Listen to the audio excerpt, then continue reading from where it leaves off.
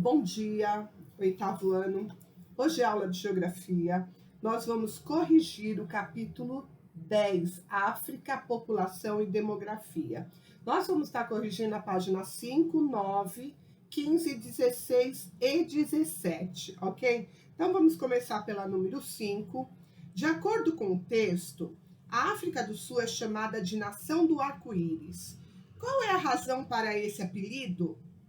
Bom, o texto relaciona o apelido dado a esse país com a variedade de línguas oficiais faladas. Isso reflete a diversidade étnica existente na África do Sul. 2. Quais trechos do texto relacionam a língua falada por um povo ao conceito de nação, que aprendemos no início do ano? Bom, relembre o conceito de nação.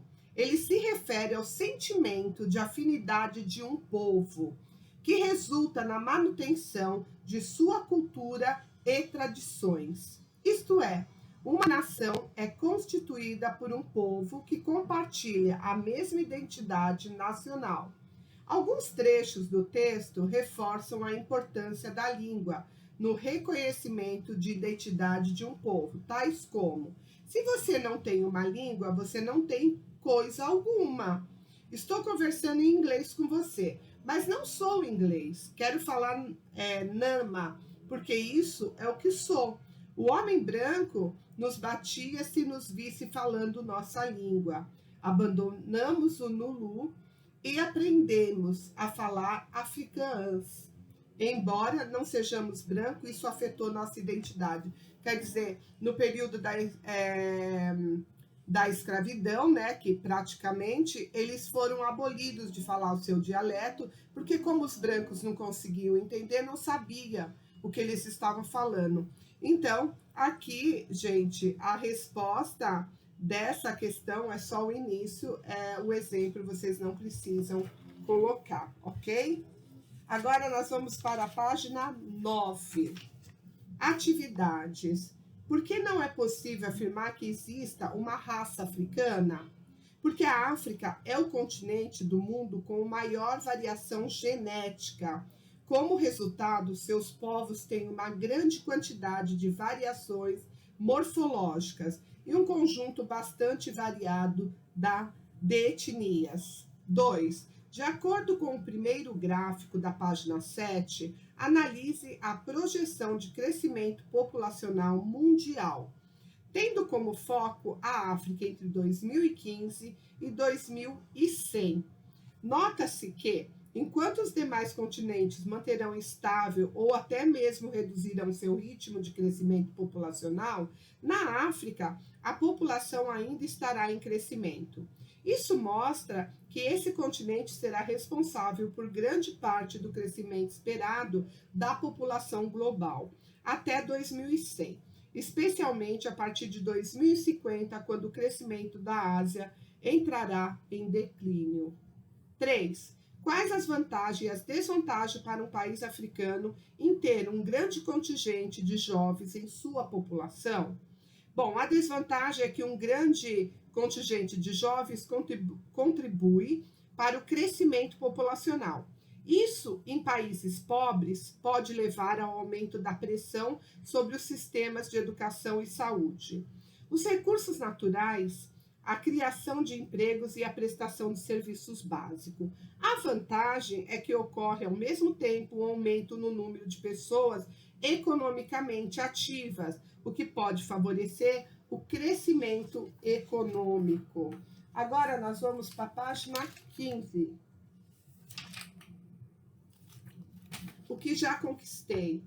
Apesar da variedade de línguas nativas da África, 27 dos 54 países africanos falam oficialmente línguas europeias, como o inglês, o francês, português e espanhol.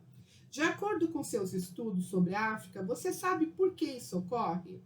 Bom, com a colonização da África pelas potências europeias, e que percebam que a presença europeia na África impôs no continente também uma colonização linguística, com base na língua falada pelos colonizadores. já que a língua é um poderoso instrumento de dominação e exclusão social. 2. Conforme o mapa África, grupos linguísticos da página 3 e seus estudos sobre esse continente, responda as questões a seguir. Qual grupo linguístico é falado predominantemente na África setentrional? O grupo linguístico é o afro-asiático. B. Existe um fator histórico que levou o grupo linguístico afro-asiático a receber esse nome. Você sabe qual é? Explique. O grupo linguístico afro-asiático é falado em grande parte da África setentrional, região do continente marcada pela influência árabe. Portanto, asiática, que se reflete no nome desse grupo. C. Qual grupo linguístico é falado na maior parte da África? Quais regiões geográficas ele abrange? É o grupo Níger-Congo, falado na África Ocidental, Oriental, Central e Meridional. D. Quais conexões podem ser feitas entre os grupos linguísticos mostrados no mapa e aspectos naturais característicos do continente africano? O grupo linguístico Níger-Congo é falado, entre outros locais, por parte da população que habita a região da Bacia do Congo e o rio Níger. O grupo linguístico nilo-saariano é falado pela população que habita, entre outros locais, a região da nascente do rio Nilo e parte do deserto do Saara. O grupo linguístico Khoisan se concentra, em parte, na região do deserto do Kalahari. E agora nós vamos para a página 16. Para onde se desloca a maior parte dos migrantes oriundos da África subsaariana? Quais motivos levam essa população a migrar? A maior parte dos migrantes subsaarianos se desloca para países situados na África subsaariana. Os motivos mais comuns são falta de condições econômicas, conflitos e causas ambientais, como secas, que resultam em queda de qualidade de vida. De acordo com seus estudos sobre a África, por que existe uma grande densidade populacional nas margens do Rio Nilo? O percurso do Rio Nilo se dá, em sua maior parte, em regiões de clima árido e semiárido, sendo, no entanto, um rio perene. Sua inundação periódica, desde tempos históricos, fertiliza suas margens e, na atualidade, barragens possibilitam a irrigação dessas terras. Assim, naturalmente, as pessoas passaram a se estabelecer ao longo do Nilo, a fim de desenvolver práticas agropecuárias, o que levou ao desenvolvimento de cidades e à intensa concentração populacional. 5. Qual é a relação entre as mudanças climáticas e o aumento dos deslocamentos populacionais na África? O que pode ser feito para reduzir essa tendência? Qual população é mais vulnerável a essa situação? As populações rurais e mais pobres, isoladas e com baixos níveis de educação, que dependem mais da agricultura e de recursos naturais, são as mais vulneráveis aos efeitos da desertificação na África. Uma das causas dos deslocamentos populacionais lá. Para reduzir essa movimentação, é preciso administrar melhor os cultivos para prevenir a desertificação e manter a produtividade e incentivar meios de subsistência alternativos. Leia esta frase: a queda da opressão foi sancionada pela humanidade e é a maior aspiração de cada homem livre. Essa frase foi proferida pelo líder sul-africano Nelson Mandela. Contra que tipo de opressão ele dedicou grande parte de sua vida, lutando bravamente? Durante o período do regime segregacionista, denominado Apartheid, na África do Sul, Nelson Mandela foi uma das vozes contrárias à discriminação das populações nativas. Ela alcançou a presidência de seu país em 1994, sendo o primeiro presidente negro da África do Sul. Observe as pirâmides etárias a seguir, que mostram 3 diferentes situações demográficas de países da África e um da América. Então, o primeiro, o segundo e o terceiro, todos são de 2015. Agora, observe os dados desta tabela que apresenta o Índice de Desenvolvimento Humano, IDH, do Canadá, situado na América, e da República Centro-Africana e da Tunísia, ambos os países localizados na África.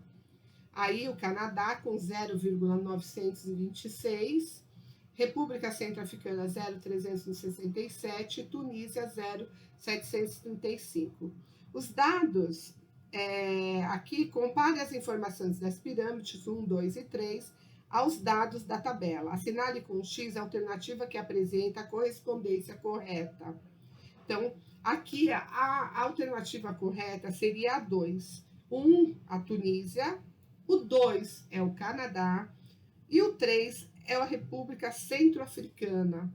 B, se as taxas de natalidade na República Centro-Africana diminuíram e a expectativa de vida aumentar, como poderá ser a evolução das pirâmides etária desse país nas próximas décadas? É possível que o topo da pirâmide fique mais largo e a base mais estreita. Em geral, o que as pirâmides etárias e IDH da Tunísia e da República Centro-Africana pode indicar sobre a qualidade de vida de suas populações e das condições de vida na África? Os dados demonstram que o continente africano é marcado por desigualdades internas dentro do próprio país e externas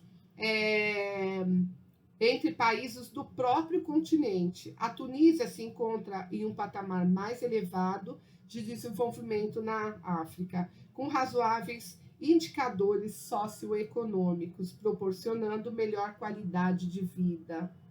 E sua população, que é a República Centro-Africana, que tem um dos menores indicadores socioeconômicos do mundo. A pirâmide etária desse país demonstra que ele apresenta elevadas taxas de natalidade e baixa expectativa de vida, resultantes do baixo acesso da população à saúde, educação e saneamento. Conflitos e violência interna também são responsáveis pela baixa expectativa de vida nos países africanos em geral. Bom, a gente fica por aqui, terminou o capítulo 10, termina a correção também.